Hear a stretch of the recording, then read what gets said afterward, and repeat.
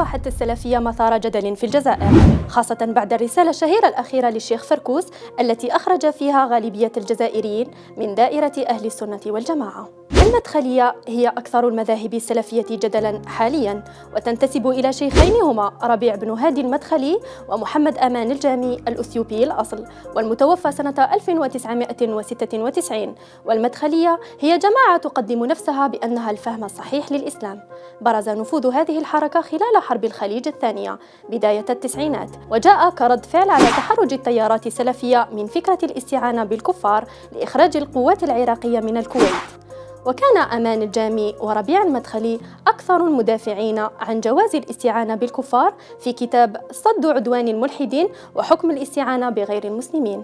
يستمد هذا التيار أفكاره من كتب ابن تيمية، خاصة كتابه الشهير السياسة الشرعية في إصلاح الراعي والرعية، وكتب محمد بن عبد الوهاب، وعلى رأسها كتاب التوحيد ورسالة نواقض الإسلام، وثم رسائل المدخلي في العصر الحديث. وترفض هذه الجماعة مناقشة قرارات السلطة، تعتبر كل من يعارض خاصة من منطلق ديني من الخوارج، وتدعي أنها الفرقة الناجية وما سواها من الفرق هلك وفي النار. المدخلية ليست مجرد جماعة، بل تيار امتد نفوذه خارج الجزيرة العربية، وبالفعل انتشرت في العديد من الدول العربية كالأردن، مصر، وبالطبع في الجزائر.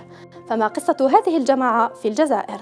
يعود تاريخ هذا الفكر في الجزائر لزمن الصحوة، فترة الثمانينات من القرن الماضي. من أبرز أعلامها آنذاك سليم سرار وعبد المالك رمضاني، لكنها لم تستطع الترويج لأفكارها بسبب القوة الجارفة لتيارات الإسلام السياسي بما فيهم السلفية الحركية.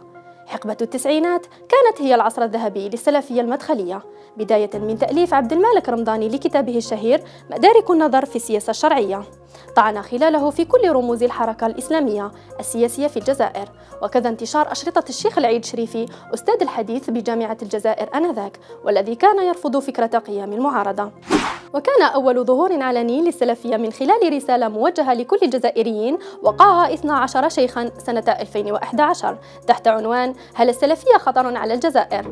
حملت استفزازاً خفياً حين قال كاتبها نعم إن السلفية خطر على كل خلفي، والمقصود بالخلفي عند علماء العقيدة الأشاعرة. ويعد الشيخ فركوس الذي يدرس بكلية الشريعة بالعاصمة زعيم أبرز المداخل في الجزائر رفقة الشيخ الأزهر سنيقرة وعبد المجيد جمعة بعد تزكيتهم من طرف ربيع الهادي المدخلي سنة 2017. وعرفت السلفية المدخلية في الجزائر تصدعات خلال السنوات الماضية تفرقت بين أتباع للشيخ فركوس وأتباع عز الدين رمضاني، ولم تفلح رسائل الشيخ ربيع المدخلي في تحقيق الوحدة. وللسلفية زعماء آخرون في الجزائر أبرزهم عبد المالك رمضاني وعبد الحميد العربي، يختلف الأخيران عن غيرهما بالظهور عبر الشاشات، في حين أن جماعة فركوس وعز الدين رمضاني ترفض الظهور الإعلامي، تتواصل فقط من خلال الخطب في المساجد وعبر الأشرطة والمواقع الإلكترونية.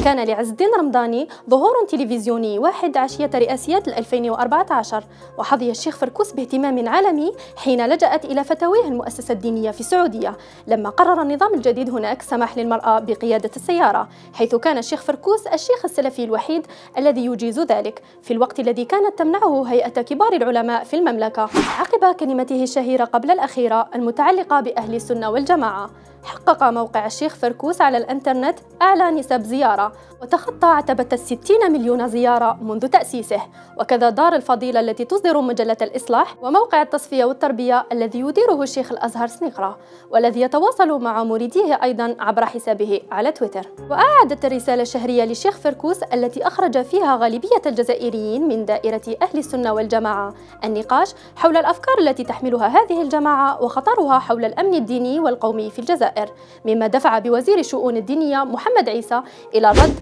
واصفا هذا التنظيم بالمتشدد يخضع لإملاءات أجنبية كانت سبب الفتنة في التسعينات، وهدد بتطبيق القانون ومنعهم من استغلال المساجد لنشر أفكارهم. فتوى أخرى للشيخ أزهر سنيقرة غذت النقاش حول السلفية حين حرم حملات المقاطعة في إشارة لحملة خليها تصدي لمقاطعة شراء السيارات، وبرر غلاء الأسعار بأنه عقاب من الله نتيجة الذنوب والمعاصي.